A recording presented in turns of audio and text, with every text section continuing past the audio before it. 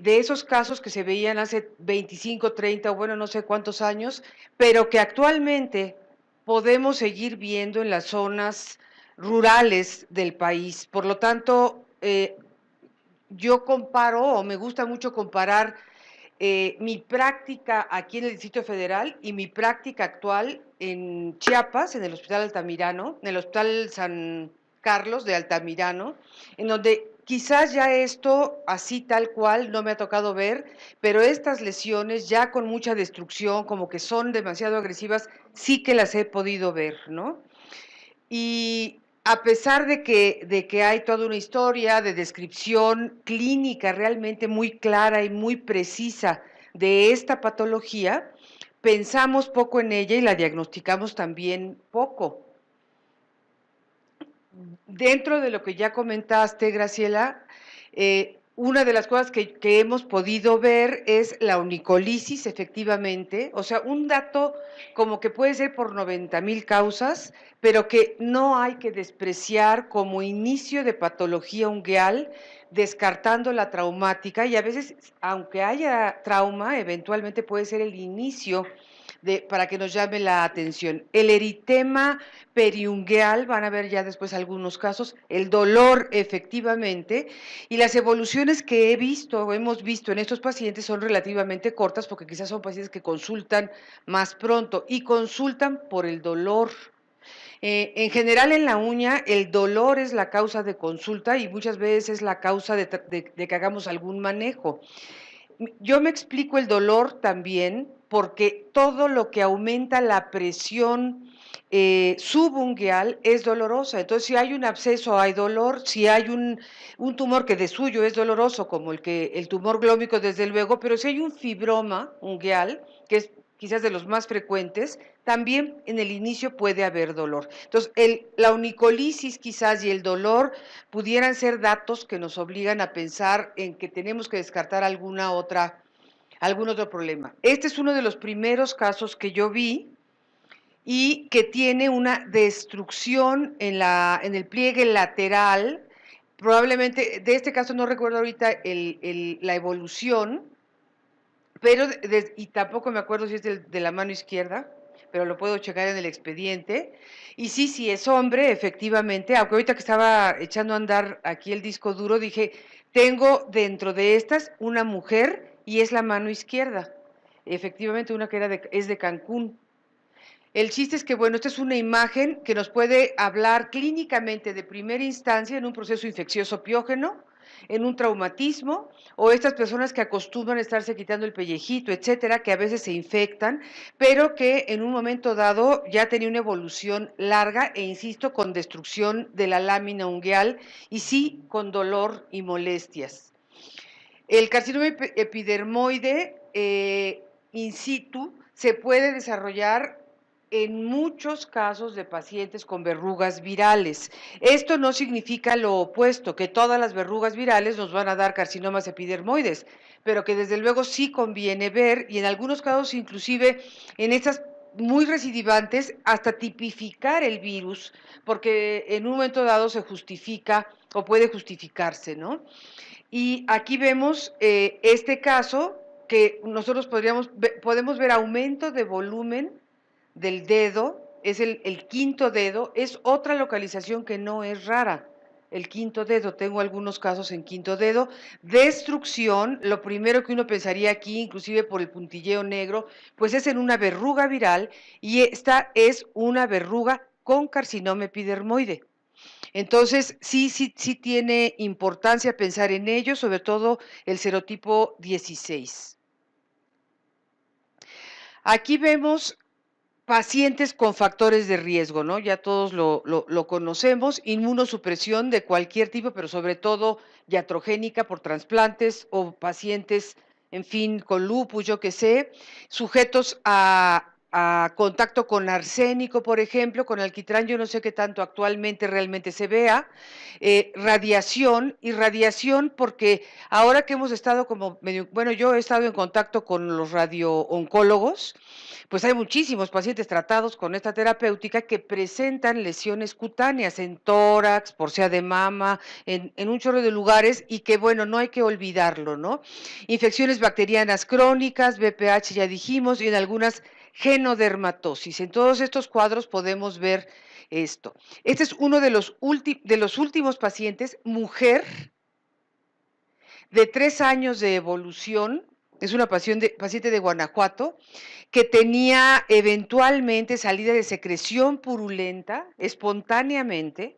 Hay algún reporte por ahí que refiere la necrosis de tejidos blandos o eventualmente del tumor que semeja un absceso, como en este caso. Este sí es un absceso con una onicocriptosis y engrosamiento muy importante. Bueno, sale la secreción y es puramente infeccioso. Pero si vemos esto, había mucho dolor, 3 años de evolución, y a mí siempre me gusta hacer una autocrítica como especialista. Este es un paciente tratado por especialistas dermatólogos y en un momento dado, si yo les mandara a este paciente, yo me pregunto a mí misma, ¿yo qué le hago? Si ya me lo mandó Chela, que ya lo vio y ya no pensó en carcinoma, dices, pues, ¿qué es esto? Lo primero que yo hago actualmente es tomar una placa y un ultrasonido.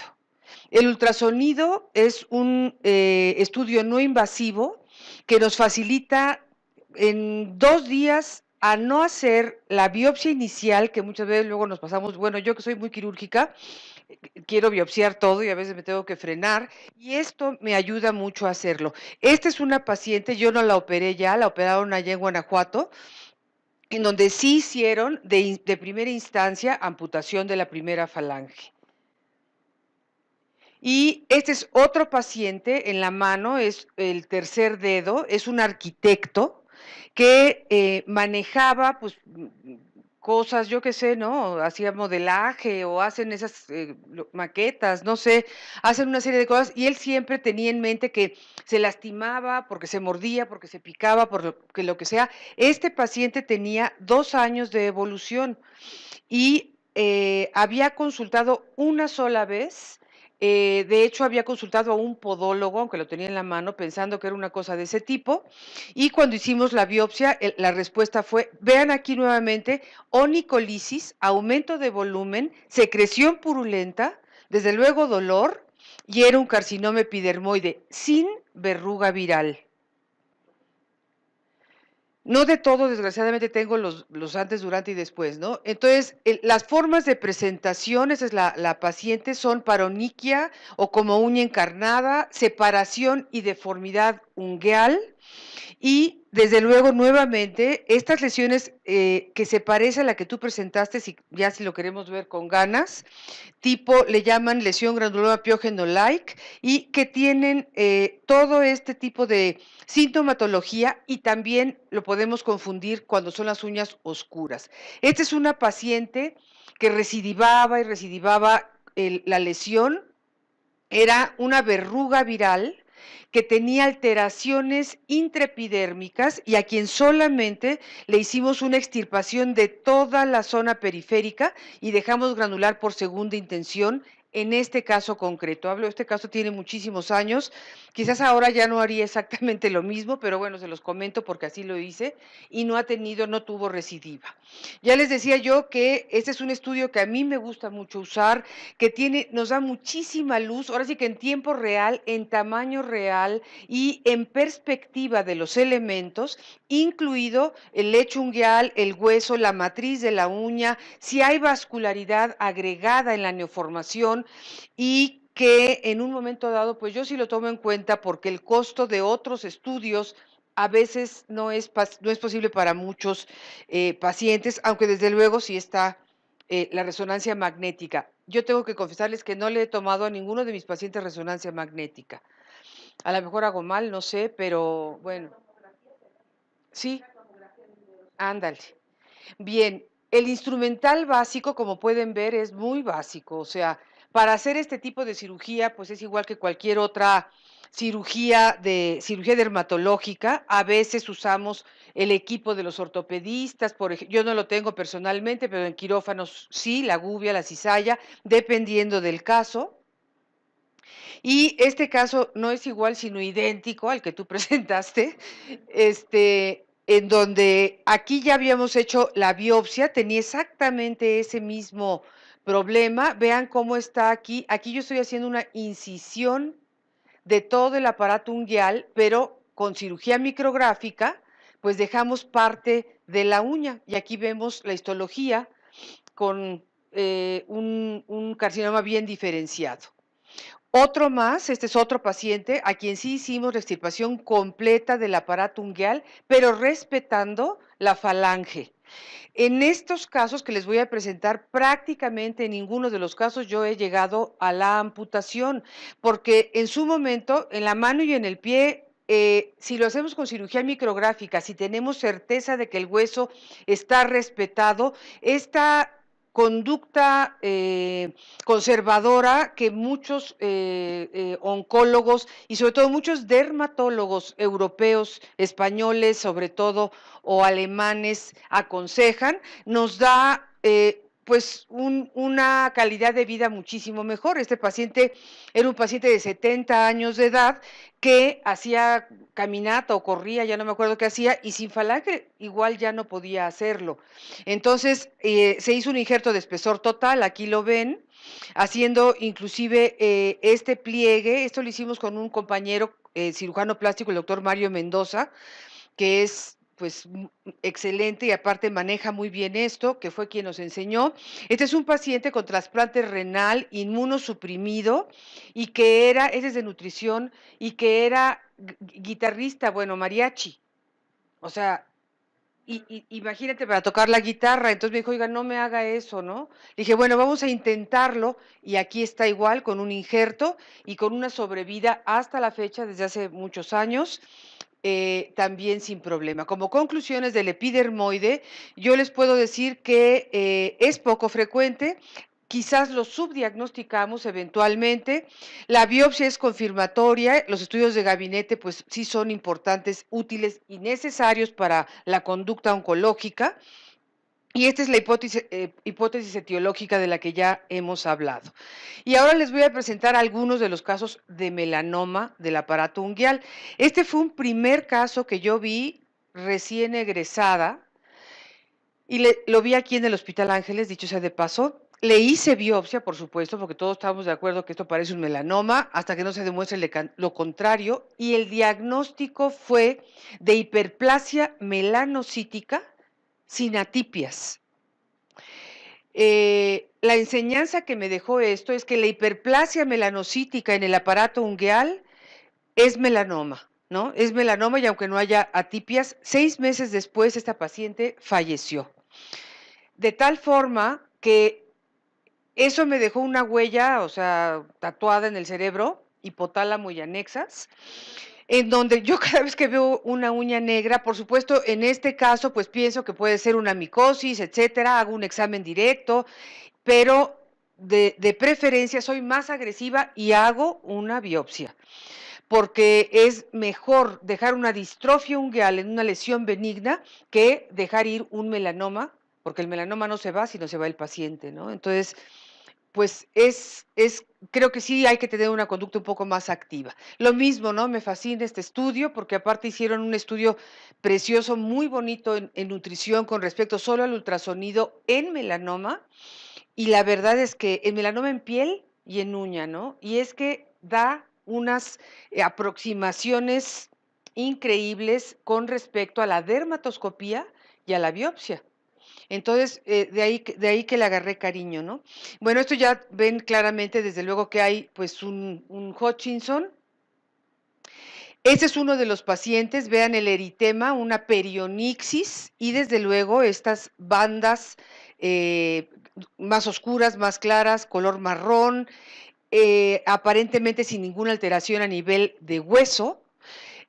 Se le hicieron estudios de micología, etcétera, y llegó 1 año y medio después de haber empezado, y lo mismo puedo decir, este paciente fue manejado inicialmente y estudiado inicialmente por dermatólogos. Entonces, los dermatólogos tenemos voy a hablar de cómo yo le hago. Desde luego, yo sí tengo vicio por la micología, hago exámenes directos prácticamente en todos los casos que sospecho micosis. Si veo un paciente con psoriasis y distrofia ungueal, descarto que no tenga agregada micosis porque es frecuente que así sea. Y desde luego, si veo una alteración de este tipo, pues también es válido. Pero esto yo lo veo negro. Entonces, yo de entrada a lo mejor le hubiera hecho de inicio una biopsia. No se hizo, pero por fortuna la lesión era in situ. Ahorita van a ver más adelante, lo operamos también. Aquí, pues ya está destruida totalmente la lámina ungueal. Una mujer de muchísimos años, bueno, de muchísimos años, como de 88 años, que tenía ya destrozada la uña, que ya tenía metástasis. Lo mismo aquí, el melanoma en este momento en el aparato ungueal prácticamente ya categóricamente ya es metastásico sistémico, vean el eritema periférico, ya son casos que tenemos poco que ofrecer. Aquí les repito nuevamente la paciente que me dejó huella y hay que no olvidar los hematomas. Yo a los hematomas lo que hago es tomar una biopsia pequeña con sacabocado para ver los hematíes en la biopsia y no quedarme con la idea de que porque yo digo es hematoma, ¿no? Claro, si está sangrando y se acaba de cerrar la... bueno, con dermatoscopia también, pero ya ves que se acelera uno, ¿no? Sí, bueno, tuvo un traumatismo, ¿eh? Tuvo un traumatismo, están en aguja, se pueden ver como en aguja ahorita les creo que por ahí sale alguna de estas. La otra, las micosis que dan pigmentación en las uñas, ¿no? El signo de la aurora boreal, claro, ya sé que ahora le digo, yo quiero ir a ver un signo de la aurora boreal, pero que me inviten hasta allá, ¿no? Pero ya me lo sé aquí en esto de la uña y pues sí es una preciosa fotografía de una micosis. Aquí está el examen directo y esta es la aurora boreal que se ve clara y oscura. No sé si sea tan romántica en las uñas, uno más como pseudo Hutchinson en estas micosis que pigmentan, que son muchas, ¿no? Por dermatofitos, por oportunistas, por cándida, eventualmente por bacterias también. Y pues lo mismo, ¿no? Lo vemos aquí con el dermatoscopio que se ve precioso. Esto sí es más de aurora boreal porque hasta brilla. Y el pseudo Hutchinson, porque nos vamos mucho con la finta y hay que recordar que el roce cotidiano de los zapatos, de la gente que hace maratón, de todo esto, traumatiza periódicamente, cada semana o cada vez que hacen esto. Yo me acuerdo de Betty que se le hizo una ampolla debajo de la uña. O sea, no, eso no. Yo no puedo correr de esa manera. Entonces, y eso es muy doloroso, pero va dando distrofia ungueal. Entonces, estas uñas, bueno, pues es también el pseudo Hutchinson, la hiperpigmentación por el color de la piel y por el roce, ¿no? En otras patologías donde vemos uñas negras, pues bueno, cuando hay hemorragias en los pacientes con problemas hepáticos severos por cirrosis, una uña de Terry, bueno, ya me voy hasta acá.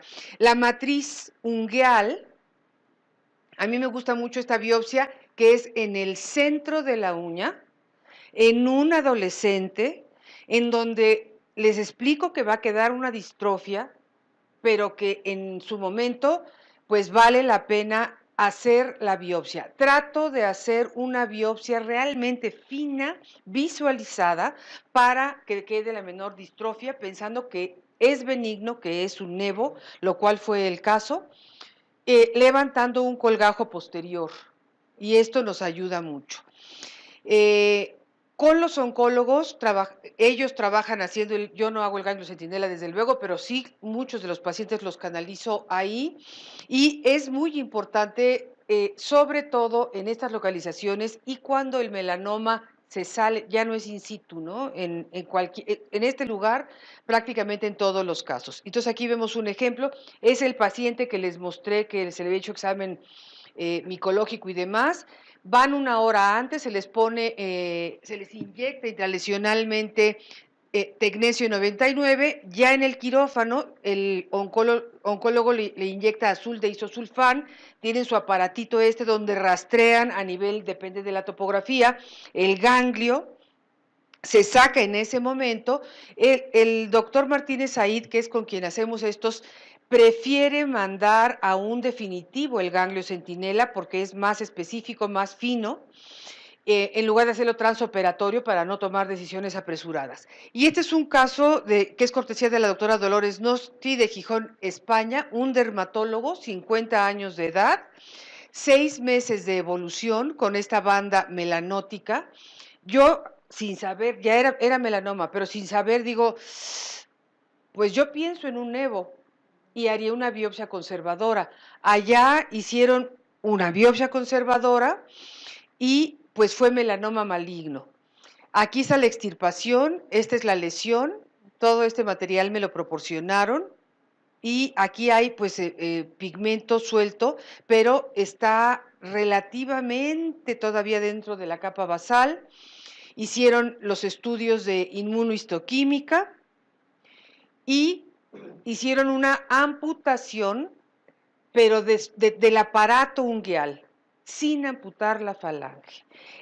Les voy a, bueno, por ahí están los artículos. Me parece importante porque en Alemania también se han vuelto más conservadores con respecto a la mutilación de uñas. Este es otro paciente, un paciente de 33 años de edad, abogado, notario actualmente, a quien le queda permanentemente esta hiperpigmentación, o sea, se han tomado, no sé, N cantidad de biopsias, no quiere que se le extirpe todo el aparato ungueal y lo maneja también Martínez Said, está libre de lesión desde hace 9 años, pero el melanoma no tiene palabra de honor.